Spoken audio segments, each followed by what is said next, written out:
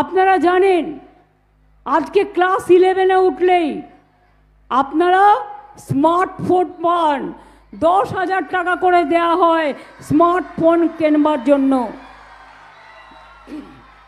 কারণ ছাত্রছাত্রীদের ওই স্মার্টফোন থাকলে তারা অনেক বই হয়তো অনেক সময় কিনতে পারে না, কিন্তু সারা পৃথিবীটাকে তারা হাতের মুঠোয় নিয়ে এসে ওটাকে দেখে তারা নিজেদের তৈরি করতে পারে।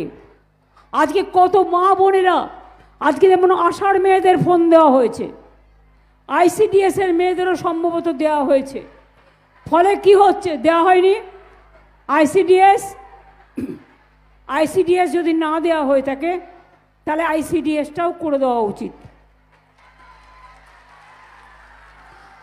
তার কারণ একটা ফোন থাকলে আশার মেয়েরা পেয়েছে না পেয়েছে, আমি টাকা দিয়েছি,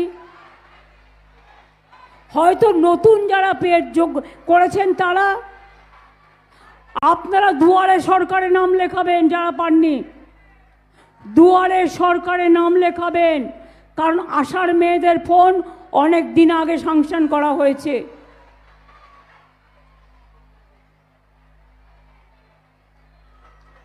কি হয়েছে?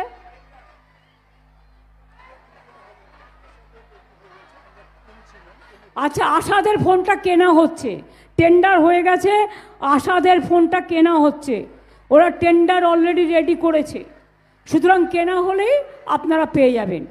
আপনাদেরটা প্রসেসে আছে, আইসিডিএসেরটা নেই, আইসিডিএসেরটা পলিসি করে দাও।